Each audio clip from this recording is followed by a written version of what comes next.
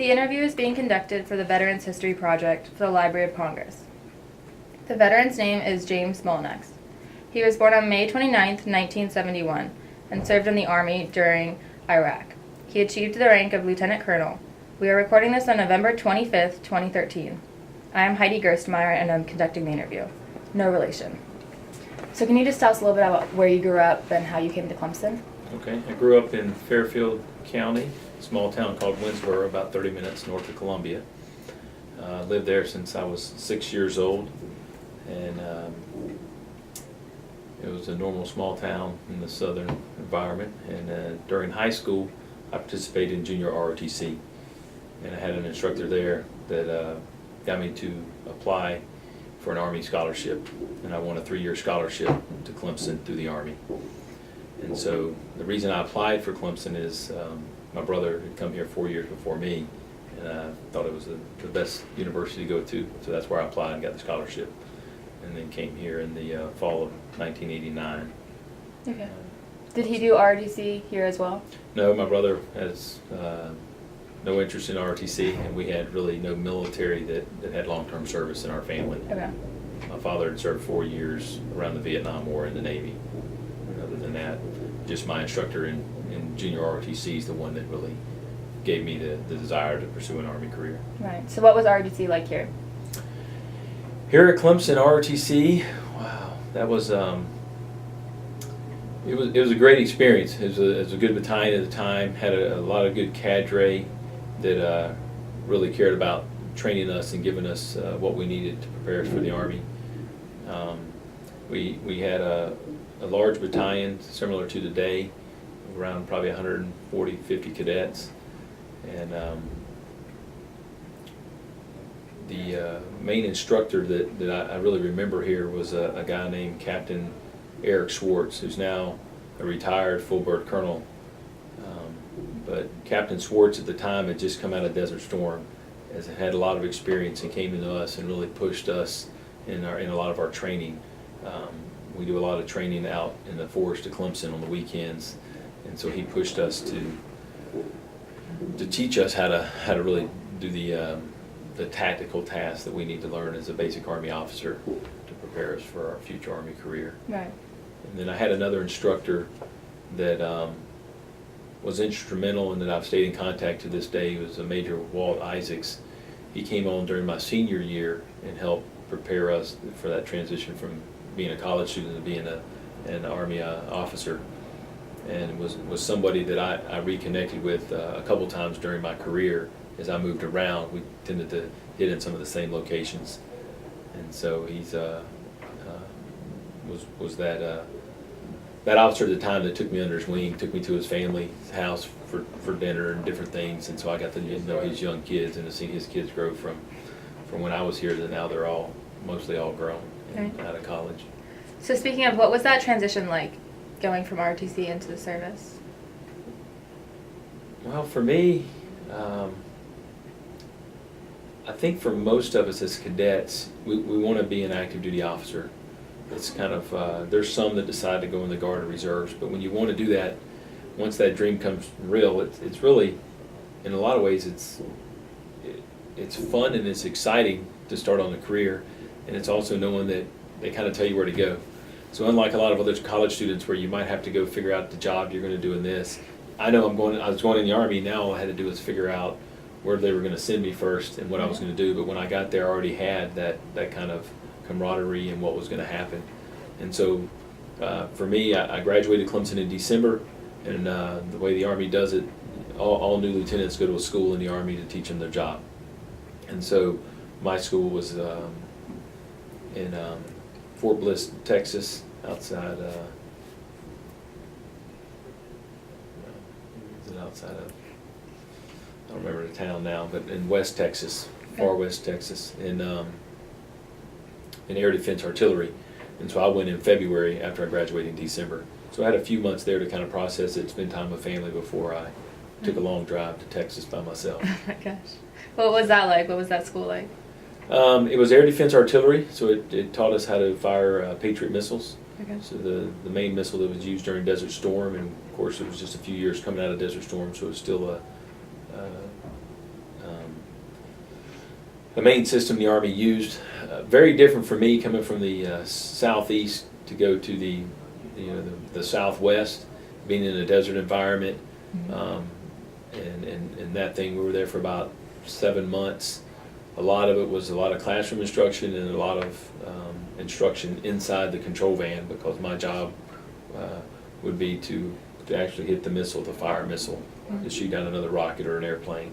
And so we had to learn a lot about the actual computer system and all the requirements to be able to run that and do that.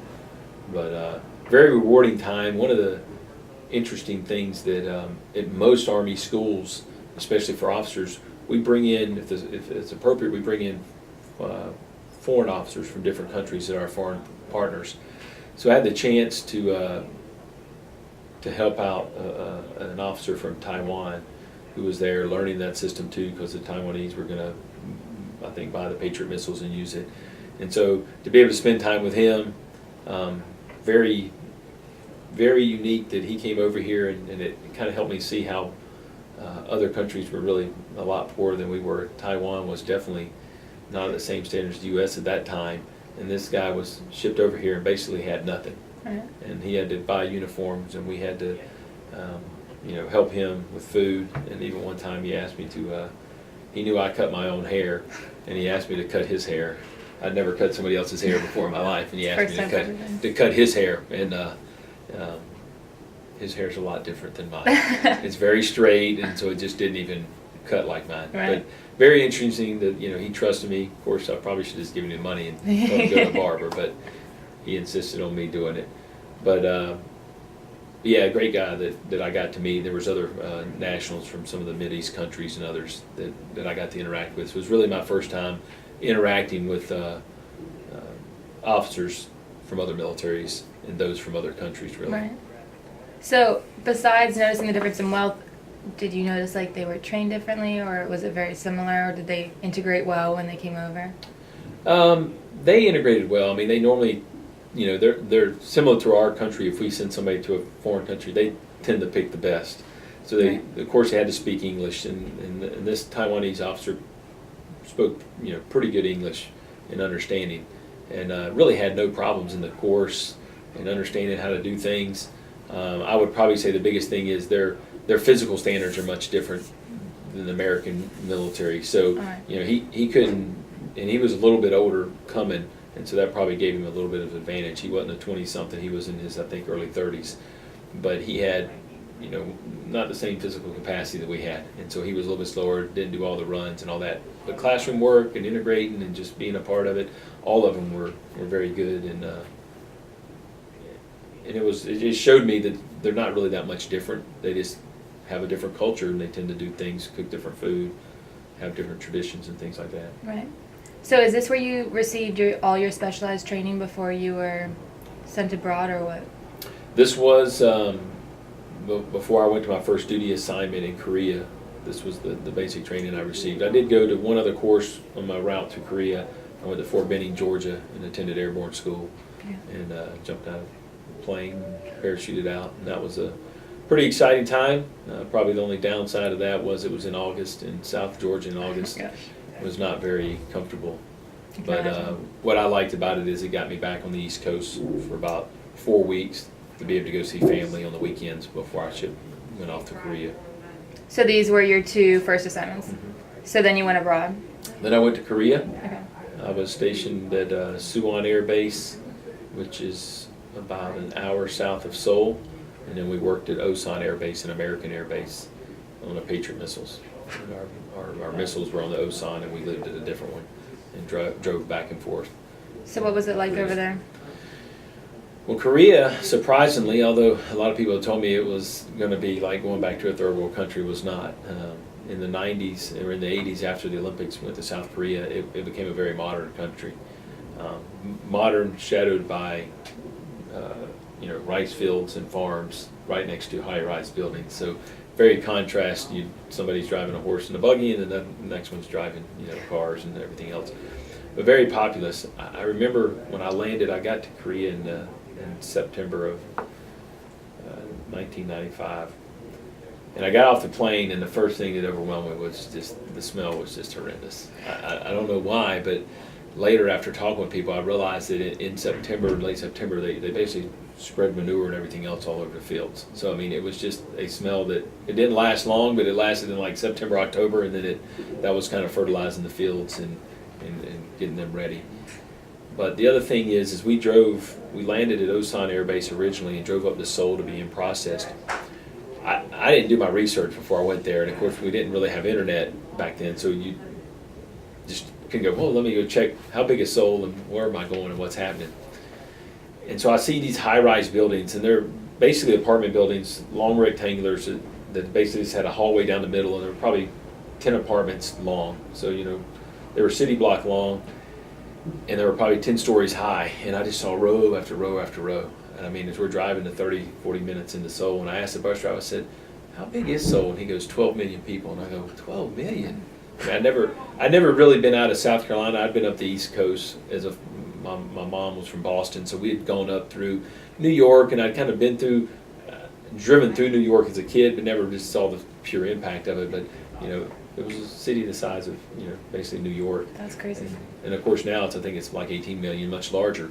But yeah, it was amazing that just all those, and so it was crazy with people. Let's just put it that way. Almost everywhere you went, there was a lot of people around. Did you interact with the people that lived there much? I didn't really have any friends that were Korean or all that, but we went out and traveled around the countryside. So we used all their public transportation, which they used heavily, subway, trains, buses, and in any of those environments, you were always, it was always packed with people and doing that. And we went down and went shopping and that sort of thing. Where our base was that we lived, Suwon was in a South Korean air base. So we were the only American unit there, and if we went off of that one, there was only a few people that even spoke English. So it was very different there. If we went off of Osan, where their American base was, most of the shopkeepers, everybody spoke English and catered to the Americans more. But it's just very, very different personal space in Korea and how they, relate to it. I remember standing in front of an elevator. I mean, literally, me and another guy were standing right in front of the door, but people were always crowding, and I'm like, we got to stand in the front so we can get on. And we're also trying to give space for the people to get off.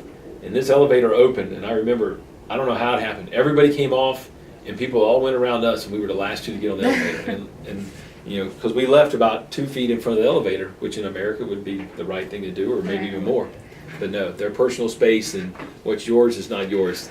Everybody, you just have no space. And I don't know, that whole culture, I've been back to Korea on some short trips. It still remains.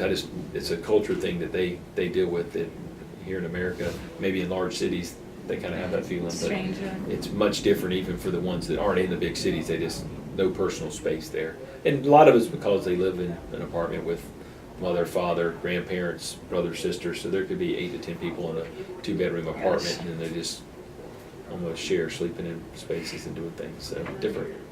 But a good culture. I mean, I loved being in South Korea. I would have loved to go back. It's the people are just very nice and friendly, and today it's very modern. Yeah. You have everything you want, electronic wise and other. What else do you think was hard to adjust to besides the language and the space? Being away from family was tough. I mean, that was my first time ever being away from home for an extended period of time. Having to spend holidays away from family is always tough. The time difference for Korea was about 12, 13 hours, so you're ahead of them. So I already spent Christmas, and by the time I called my family to celebrate their Christmas, I was done, and I was not as happy about Christmas by then because I didn't have anybody to celebrate it with. But it was so that was probably the biggest thing, is that transition of having to make new friends and do new things, Right. but being separated from family.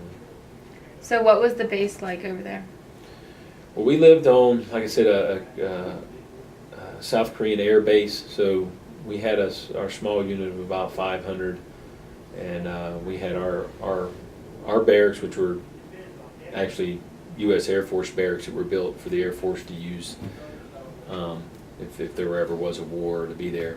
And so there were normal barracks rooms that we would have. As an officer, I had my own room that was about 10-foot square, and had a small little kitchen area and my own bathroom. So the barracks were nice. We just had basically a chapel and a grocery store. We called them shopette. That, had all your normal grocery store items, and other than that, that was it on that base. So you either went and ate, or you went to your room, or you just went and worked. Right. But most of our soldiers had to drive to Osan Air Base, which is a modern American air base that had pretty much everything that any base here has. So it had bowling alleys and movie theaters. They had families. The families lived there of the service members. So they had American schools for the kids, and so it was a base of, I'm not sure exactly, probably 5,000. So very large, small town within itself. And so if you went there, you wouldn't even realize you were in Korea in some respects. But we worked there and then just drove back and forth. That was probably the other thing is Korea. With all the people, traffic was horrible. I mean, to go in the morning, because of the way the traffic flowed, we could drive from our base in Suwon to Osan in like 20 minutes. Because all the traffic was going the other way. In the evening, for whatever reason, and I don't know why, you'd think if we were going against the traffic in the morning, we would have. But in the evening, when we drove back, it would sometimes take us 2.5, 3 hours to get Oh my gosh. that same 20-minute ride. And so that was probably not the fun part of the job of having to do that, driving back and forth. So what did your job over there consist of? Well, we operated a Patriot missile battery. So we basically had, I was in the control van, and we had 8 missile launchers that could launch Patriot missiles. So basically we were there to protect that air base, Osan Air Base, from any missiles or planes that could come from North Korea if the war actually happened. Mm-hmm. So a lot of the time we did rotations, or when our battery was on, we would be in the van, and then we would rotate through, I think, 6-hour, 8-hour shifts with other officers. But I would take a shift in the van watching a radar scope for if anything happened, along with an enlisted service member that watched one as well. We worked together, and then we had a radio guy that would be there, and that would be 3 people, for a 6 or 8 hour shift, kind of sitting there manning things, making sure nothing happened from North Korea that we needed to. Were there any exciting moments doing that? There really weren't. I mean, we saw a few blimps on the thing, but in the mid-90s, for the most part, things were pretty calm with North Korea. There weren't any major incidents that happened, at least not while I was watching, thankfully. That is good. Anything that happened, little things that you would just see on there would kind of, our higher headquarters was on there, and they had a screen as well, so we could talk to somebody else. And so, yeah, any little thing you'd get to kind of get worried, and then you'd realize, okay, it really wasn't anything. But it would be interesting just to watch planes flying. You could see the planes flying in North Korea on the radar scope and just where they were going, as long as they were staying within their kind of sectors. And yeah, it didn't cause me any concerns. But our life expectancy, they said, was probably pretty short, because in order for North Korea to attack, they would have to take out our missiles so that we couldn't take out their planes and others. So, I mean, that was probably the really enlightening thing. I think my commander at the time, he told me, he says, Jimmy, the room you're sleeping in, he goes, if the war kicks off, you'll never see this room again. He says, if we survive, somebody else is coming to take this room. And he said, don't have anything in here that you don't want to never see again. Wow. And it was just interesting, because if it did, we were on our missiles, and our job was to fire those missiles, and we were going to get attacked Right. probably first out of most things, so that they could use their Air Force to come in. So that put a lot of real world perspective into it, that later on in my career, as I went to other assignments around the U.S., that just wasn't there. We did a lot of training, but there really wasn't any real purpose in it, and there was a definite purpose. So was the atmosphere around the camp pretty tense then? No, for the most part, it wasn't real tense. I mean, we worked pretty standard, kind of 9 to 5 daily jobs, unless we were on a rotation. You'd have to work some weekends. But probably the biggest thing about Korea was everybody that was in our unit was there without any families. And so I think the biggest thing that soldiers did was, when they weren't working, for the most part, they didn't have anything else to occupy their time. So they were drinking, and they were just playing cards, and just doing what soldiers do when they got nothing else to do, not using their time wisely. And so that was probably the biggest challenge, as being a leader, is just keeping them somewhat focused again. Right. Because you just, like I said, holidays, I think Christmas was probably one of the worst days for our soldiers because they missed their family so much that most of them, I would say most of them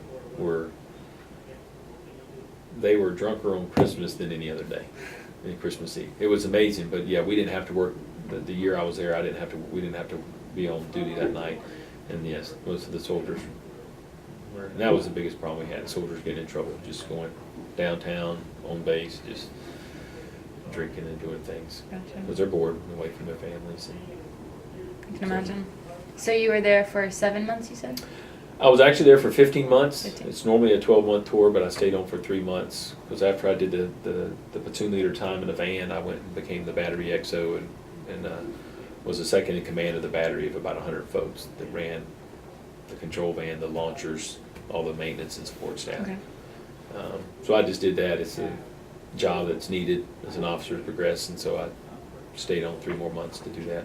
All right, and where did you head after that? After that, I changed jobs and I became a Quartermaster Officer, Quartermaster Supply and Logistics. And so I went to Fort Lee, Virginia for 6 weeks in January, February of 1996 to go to a school to learn how to be a supply officer. So it was a shorter school than before, and then I went to, and so that was nice because I was within about 6 hours of home and got to come home to South Carolina and see family while I was here for that 6 weeks. And then I went to Germany.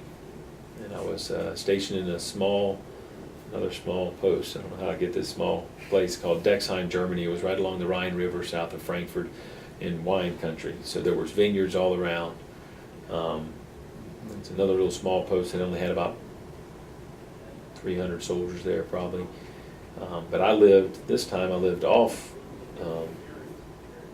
our main camp and lived in a small village. With a German family that they actually had a building with 4 apartments, and I rented one of their apartments. Wow. So that was a very interesting experience. When I first got to Germany, and we flew in, we have a few days of transition, and I was at a different base about 25 miles away where we were staying until I found a place to live. And so basically the Army Housing Office would contact Germans who wanted to basically have houses for rent. So I went to that office, and I think it was my second day in Germany, and they called me and said, hey, we have somebody that has a house for rent. They're willing to come pick you up and take you out to their house and show you. I said, okay. So I met them, and I said, this wine country is basically 2-lane roads through farmland, and they picked me up, and the guy was driving a Mercedes, and I've never been so scared in my life. This guy drove down back roads in his Mercedes doing 70, 80, but probably higher, I don't know.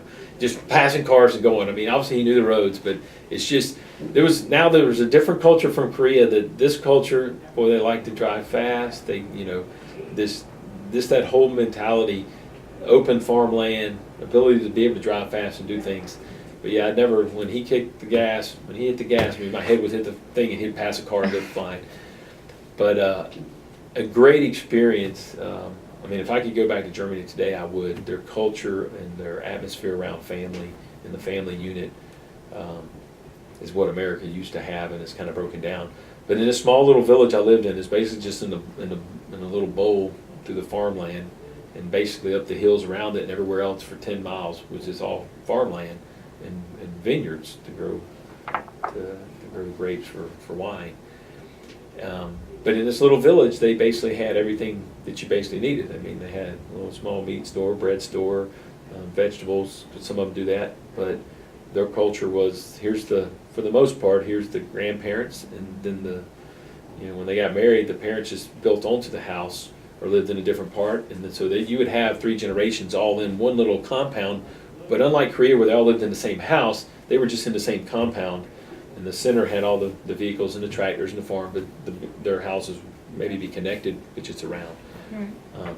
So very, very unique time being able to learn the German culture, and the family that I rented from were very nice. Although the father spoke good English, the mother spoke no English, so sometimes communicating was tough. I'm not a language person, so learning foreign languages is not easy for me. But I learned enough to communicate.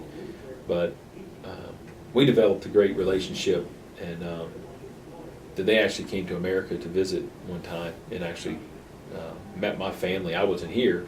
They just came back, and I said, well, listen, we'll help you. And so they came back and rented an RV, but stopped and saw my family, my parents, and my parents were able to just, host them for a night or two and let them see a little bit more of the American culture. That's cool. So why was it you were living off base here?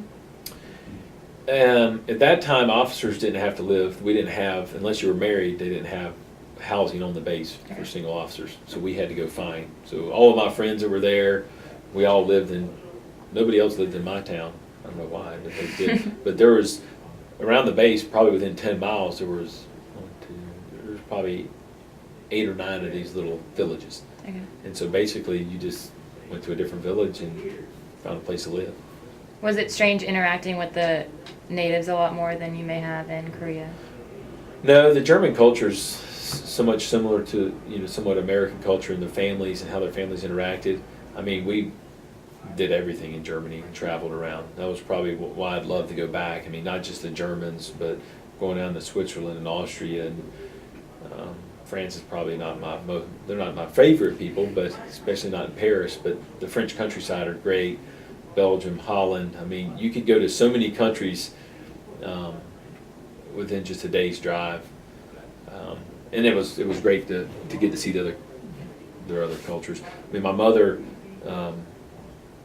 and father both, were descendants from, some of them from France, Normandy, and that. So coming from that heritage, it was just great to go back and see some of what some of my ancestors probably were like several hundred years ago in the countries, in the areas. So Germany was filled with basically, for the most part, a 9-to-5 job. I mean, we had to do training and go to the fields and do some other things. But in the 3 years I was there, we never deployed. Kosovo and Bosnia was happening, but the unit came back from that right before I got there. And so, other than training events, which might last in a couple weeks, pretty much was there working a daily job. And so it was sort of like living here, doing a day job, have the weekends do what we want to do. And so we traveled and just had a lot of fun. It was being single, you didn't have to worry about a family and worry about what to do. So it's just a couple of us get together and say, hey, Thursday night we got a 4-day weekend, we drive to Switzerland, we'd ski Friday and Saturday. Friday and Saturday, maybe Sunday, then come back and be back at work. So in 4 days. A little bit different than what the Germans would do. They like to take 2 or 3 week vacations, but we would go down there for a short time. So what was your job there exactly?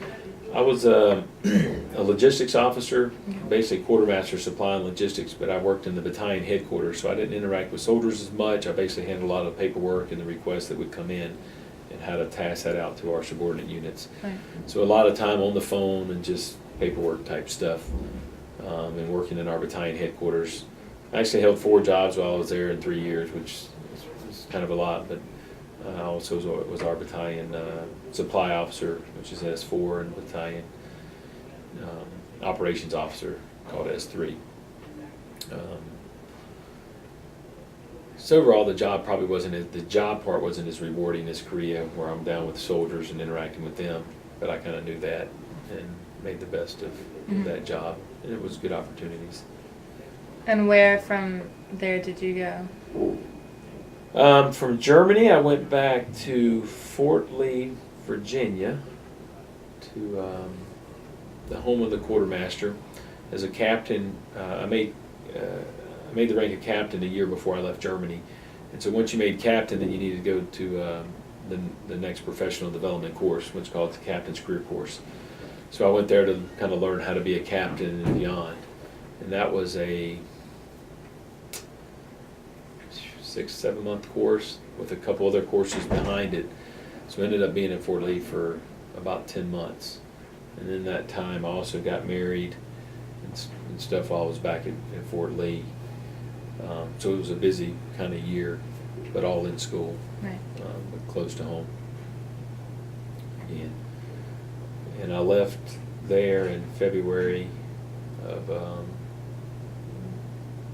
2002, and my wife and I drove to Fort Irwin, California, in the desert of California. Wow. So the unique thing I think that happened that year, I bought a car 10 months later.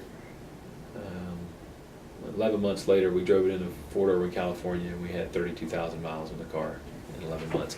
We'd driven a lot on the East Coast, and I had to go out to school in Kansas once and some different things, but that year was about driving, I think. Yeah, no kidding. And then all that. But we came into Fort Irwin, California, and that's where I was part of the 11th Armored Cavalry Regiment, and which was the opposing force at the National Training Centers where our Army forces trained, and they would come out and fight the opposing force in the battle to help make our forces better. So we played like we were the enemy. I was the troop commander for the supply and transportation troop. So I had about 100 soldiers that basically supported all the OPFOR with food and fuel and other supplies, and then we actually hauled around their tanks around the battlefield so that they could get to where they needed to go. So when I started in the Army, I went to Fort Bliss, Texas, was in the desert, and here I was in the desert again. So it was nice to have that previous assignment. The difference about Fort Irwin is 35 miles from the closest town. So, I mean, when you got to Barstow, which was halfway between Los Angeles and Las Vegas, and then you went 30 miles north, 35 miles north into the desert. But what was good about that is we did basically monthly rotations where a unit came in and we trained with them. And so we worked for 17 days straight, and then we had a 3-day weekend, maybe worked 4 days and had a 4-day weekend. And you do this a year out. So the good thing about it, even though we worked, when we were off, we could leave and we could go out and enjoy Southern California and do a variety of things there. That assignment was it was a lot of fun being out in the desert in sort of that small community, sort of like what I'd kind of been around in Germany and other places. It was a community out there. And that's really the last time that I've had that community in my career. Most of the other ones I've been kind of out in the larger installation and not had that. There's a lot of unique individuals there. My commander actually out in California had called and asked me to come out there and work for him, and because I'd worked for him in Germany. So that was really the unique thing of that is when we went out there, I already knew the commander, knew his wife and kids, and my wife knew it. And so it was nice to have that reconnect with somebody that could integrate us into what was going on. Was it hard having a family now that you were traveling around still, or did you not notice much of a difference? While we were there, it wasn't too bad because of the schedule and all. We ended up having our first child about 5 months before we moved from there. We were there 2 years, 26 months. So it was a somewhat short assignment, but yeah, family, as we progressed, it became harder with family. Right. It required a lot more stuff and other challenges. And there's, assignments in the Army are not always planned way out. Sometimes you know, sometimes you don't. And as I was looking for my next job, I applied for this special program called Training with Industry to work with a civilian company. But they didn't know where I was going to work. And so I was about 2 weeks from when I was supposed to leave California, and I called and I said, do y'all have any idea I'm supposed to leave? I need to get my stuff packed up, we got to move. And of course, having a young infant and trying to work how we were going to do this, I was thinking I was going to Seattle to work for a company there. And when I called my branch assignment manager, he said, well, I got good news and bad news. And so that's never good to hear probably, but he said, good news is, or bad news is you're not going to Seattle. The good news is you're going to San Antonio, Texas, because he knew I was from the East Coast, and if I could get closer, that would help. I said, okay. So with 2 weeks left, I had to get all things planned and readjust our arrangements. So we decided to fly from California back to Atlanta and see family, and then we'd go buy a car and drive to San Antonio. So interesting thing, this was shortly after 9/11, a year after 9/11 happened. A year? Well, less than that. And so with air travel is different. And so here we got a newborn, we've got all the stuff that goes with this. When we're going through the airport, this was still when they actually checked, did the additional security screening at the gate. So you went through the main security, and I went through that, and there was no problems with everything. And we had bags and all kind of stuff, because we were basically going for about 30, 45 days before we were going to be in San Antonio. And I'm at the gate, and they had to check. Still don't understand. I'm glad they changed procedures, but they actually had to check. I had to pull my daughter, who's 4 months old, up, and they had to pat her down at 4 months old. And they went through all of our stuff. And my wife went on in for whatever reason. She had her ticket, and mine was messed up, but we went in. And I went to the end of the ramp and had to undo the stroller and had a briefcase that had all of our important stuff and documents and stuff we needed. And I left the briefcase sitting on the ramp right before we got on the plane. Oh, no. And I walked on the plane, got with all them. And what was so funny is then the flight attendant comes out and says, "Hey, did somebody leave a briefcase out here?"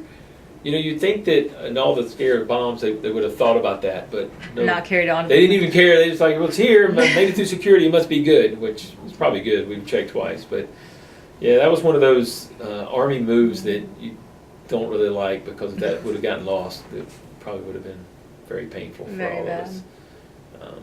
And that's a part of the Army I don't like, is moving. And when you have to move and you got decisions like that, you got important stuff, you got stuff you want to take, but you just, you know, I don't need it, I can't take it, it's too much. It's just a hassle. Mm-hmm. It's never fun to move like that. Yeah. I mean, the Army does treat us pretty well, but it's still painful. So you headed back to San Antonio, or to Texas? Yep, we moved to San Antonio so I could work for Labatt Food Service. And that was with a program through This the training Army. with industry program. So I was still an Army officer. I just worked for this company because they had a contract with the Army to provide food to Oklahoma and Texas bases, military dining facilities.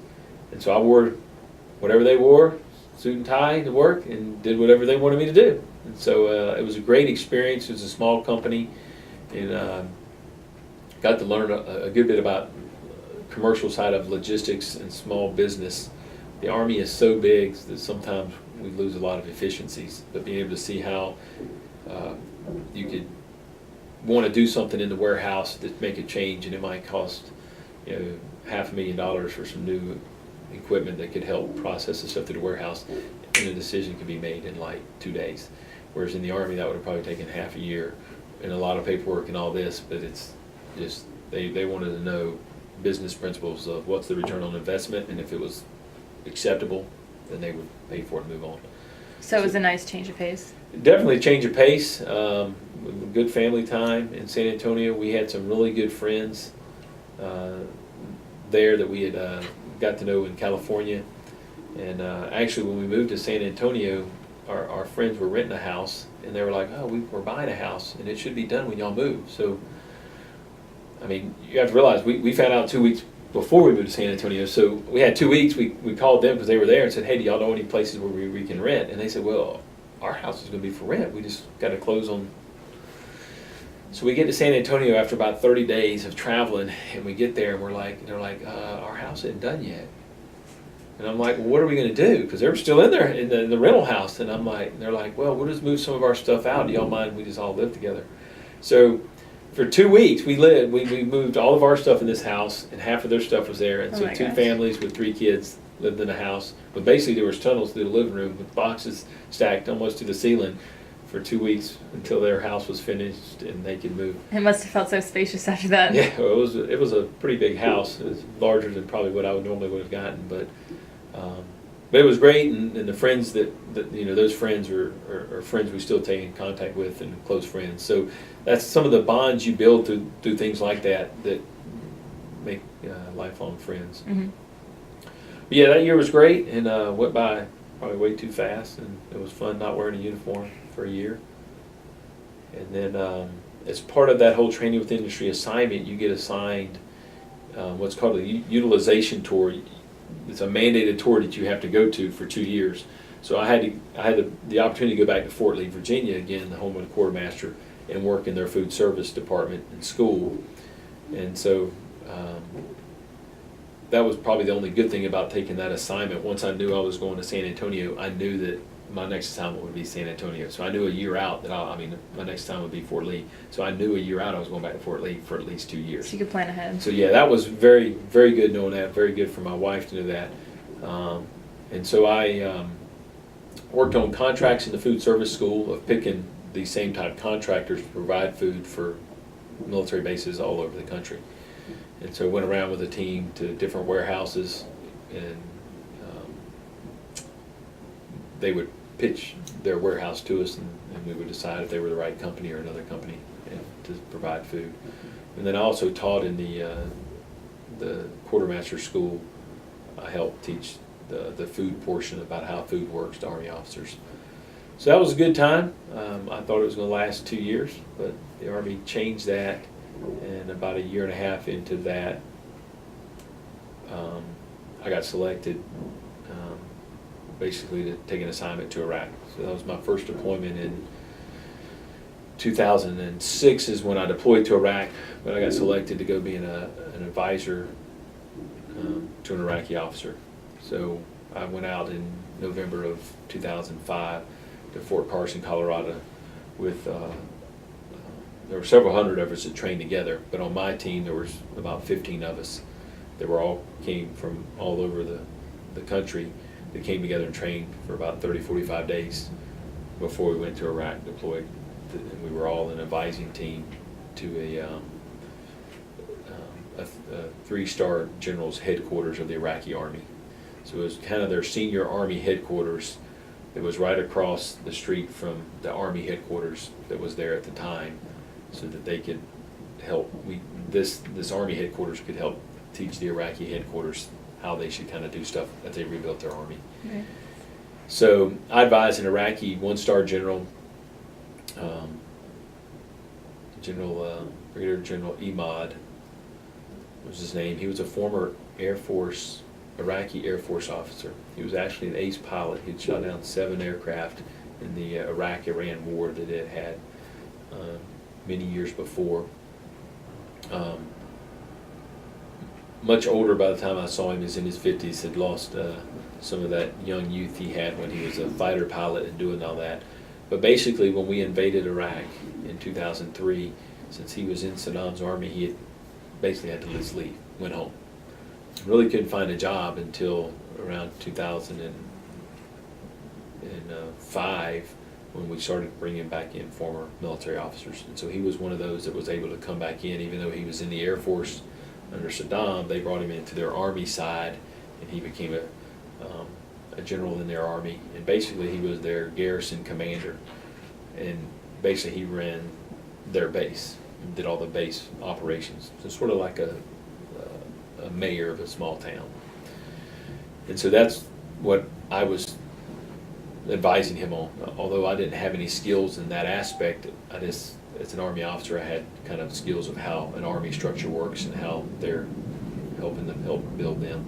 So it really wasn't forcing everything we did on theirs, it was just helping them how to integrate.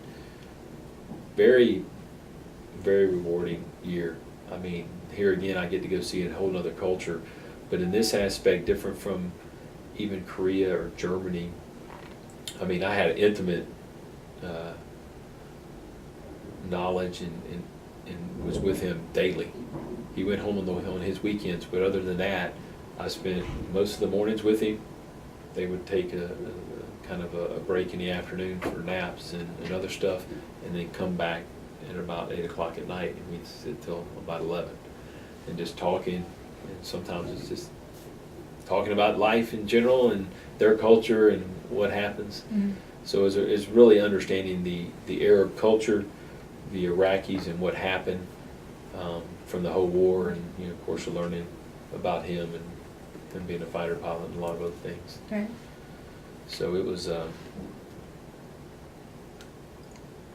also an opportunity to teach him a little bit about sort of American. He had been to India when he was young to learn English, because he needed to know that as a pilot, but really didn't know a lot about Americans. Mm-hmm. And so you spent your time, where were you living on a base there?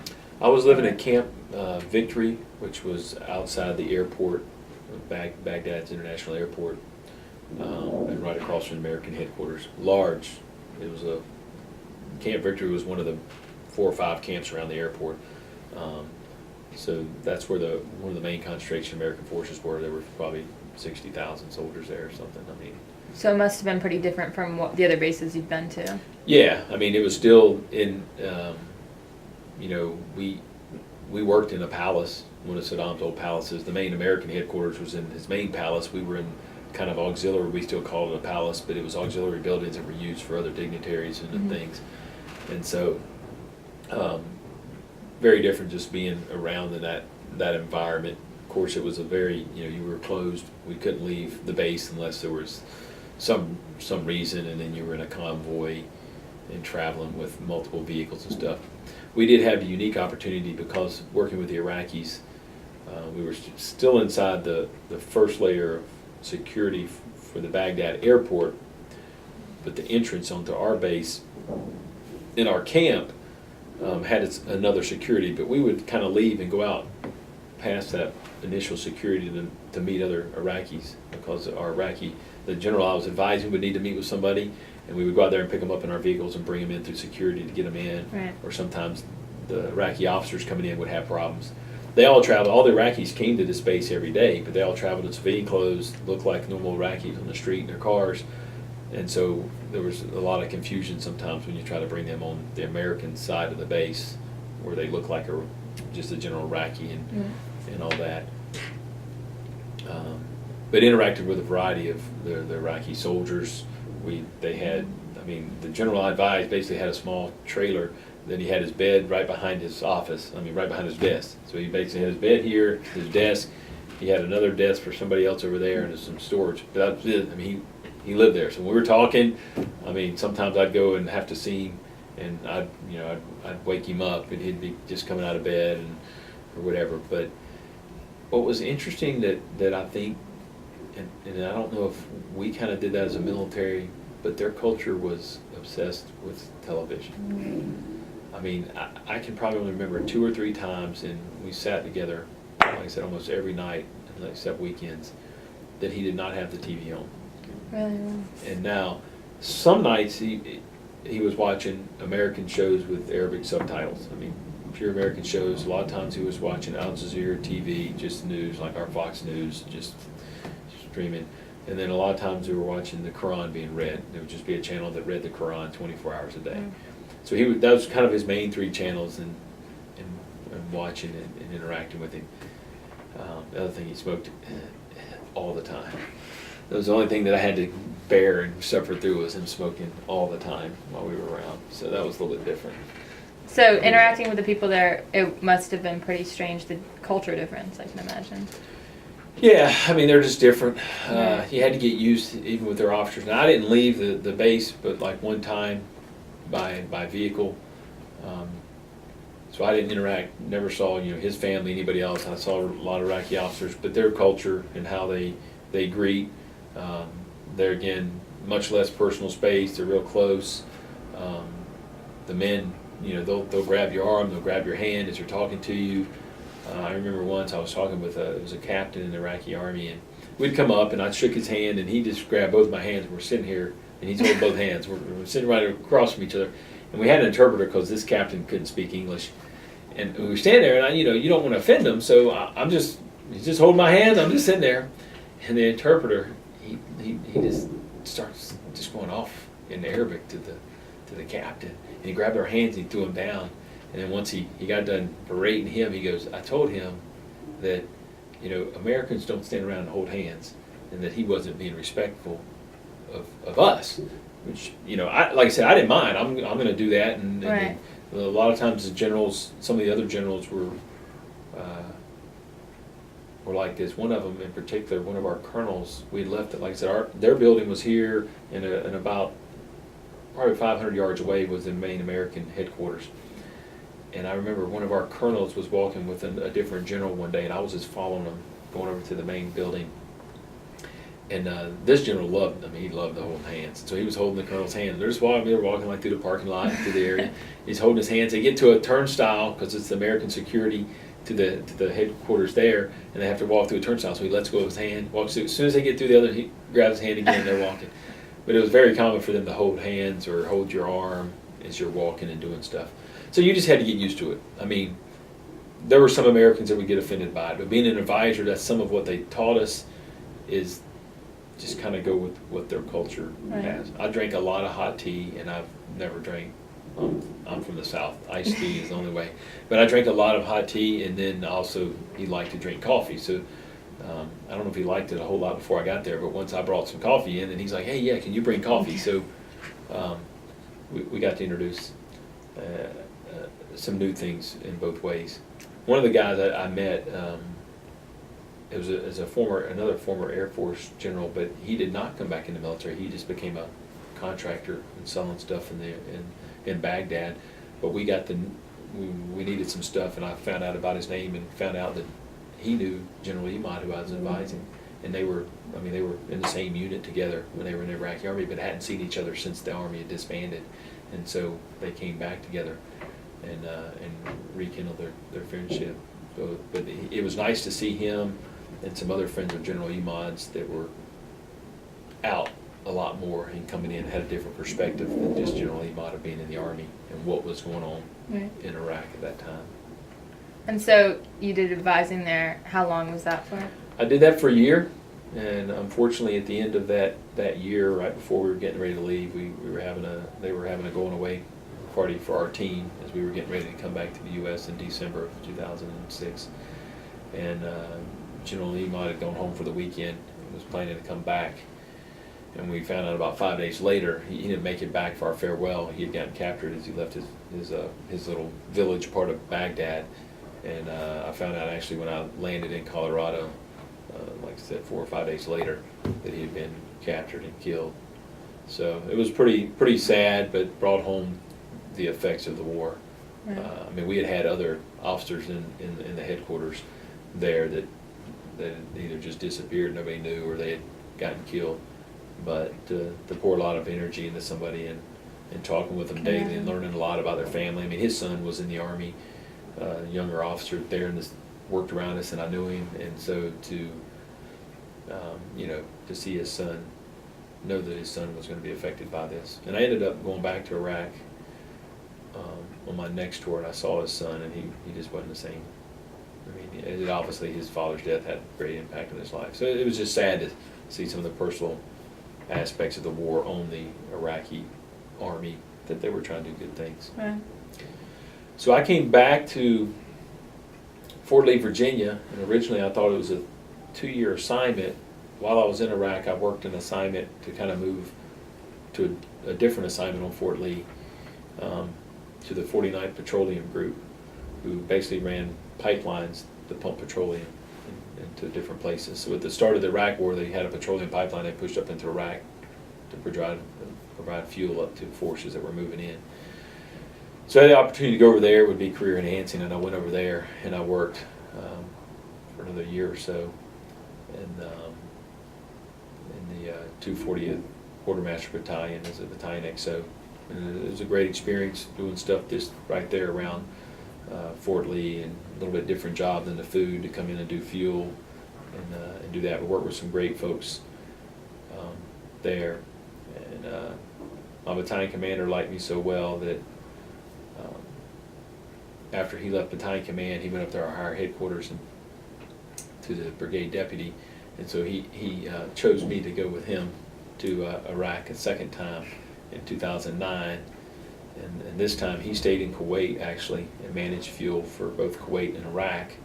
And I went and managed fuel for all of Iraq. I mean, Kuwait, Iraq, and Afghanistan is what he managed. And I went into Iraq with one other guy, and we went back to Camp Victory to the headquarters and plugged into their headquarters, but we managed fuel for all of Iraq.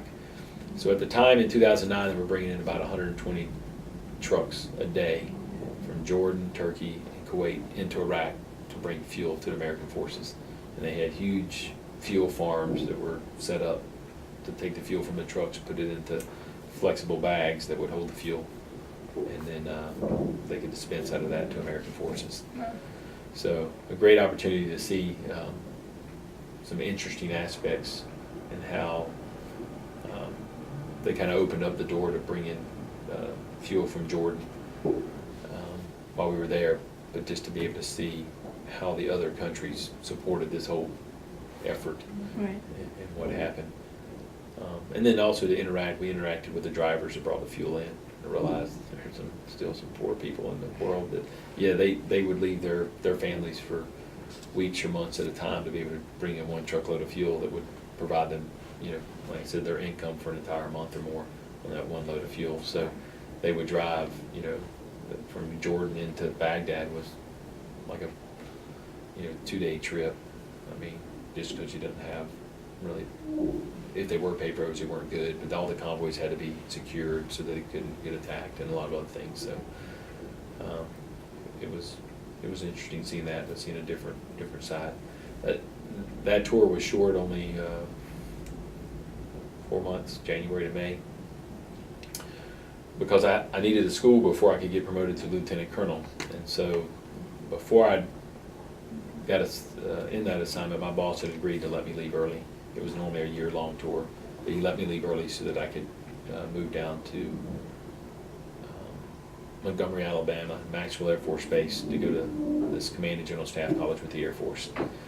So they picked a few Army officers each year to go down there. Some of their Air Force went to Fort Leavenworth, Kansas to the Army school, and then they also brought in Navy and Marines. So basically this school was an Air Force school, but we got our masters in a year. And most of the instruction was small group, 12 of us in a room. And so I was the Army guy in my classroom, we had a Marine, we had a Navy, we had 2 internationals, and then the rest were all Air Force officers.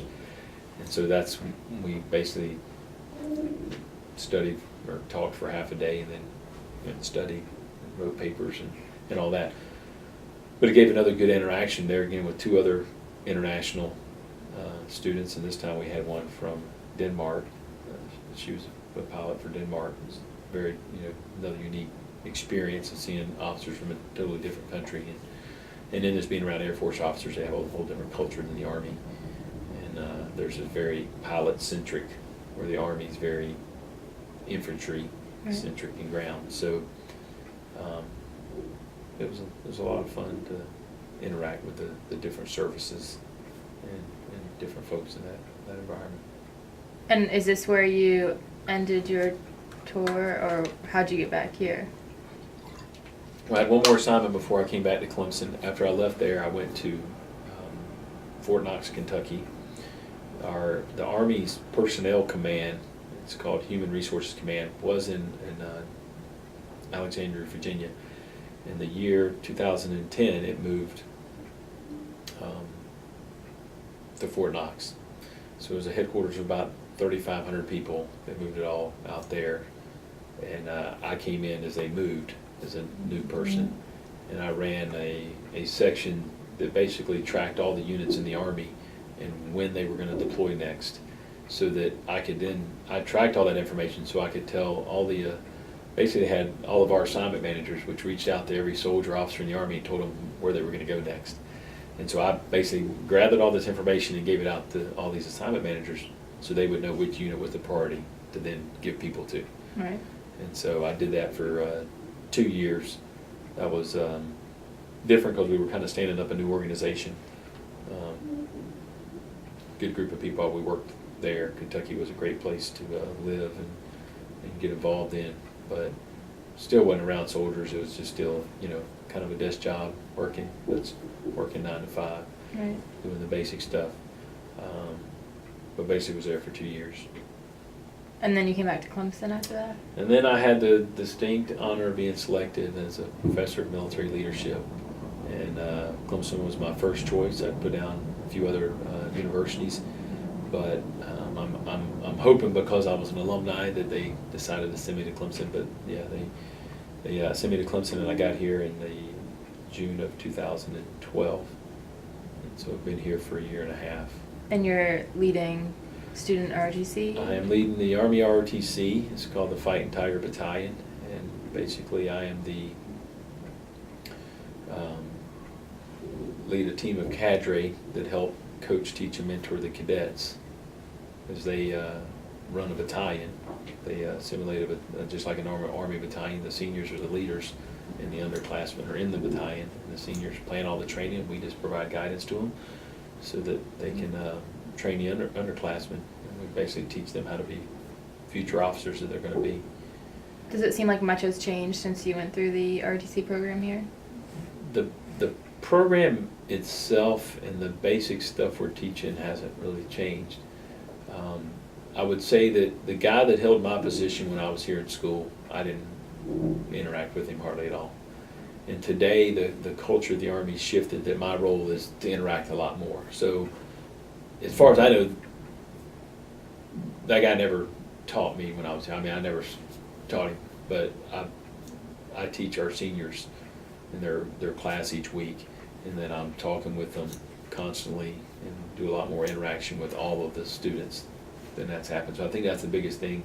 I think the guy that was in my position when I was here was more just making sure the whole organization was going, where I still have to do that, but then I've got to really coach, teach, and mentor these seniors and develop them, which is the fun part of the job. I can imagine. And that's where you get to see last year, even though I didn't know them that well, just a year, but I got to see the cadets get pin on their second lieutenant bars. And some of them have already gone out to their initial training as an officer, and have stopped back in here during football season, and then, you can just see how the things they've learned and what's some of the things that we taught them have already helped them there. That's exciting. They're out of their first assignment. So, it's been exciting to see that, 18 plus years ago when I was here, and I was like, didn't know if I'd ever make it, 20 years.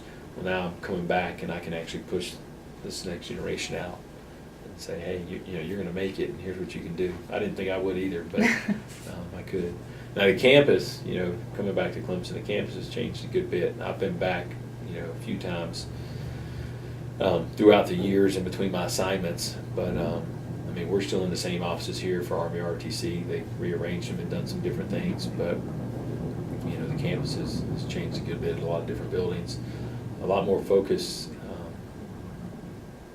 on the military heritage of Clemson from when I left. Memorial Park, Military Heritage Plaza, and others have all come about since I left. And our interaction with the Air Force, when I was a student here, if I saw an Air Force student, it was just in passing. Mm-hmm. I didn't know any of them, I didn't interact with them.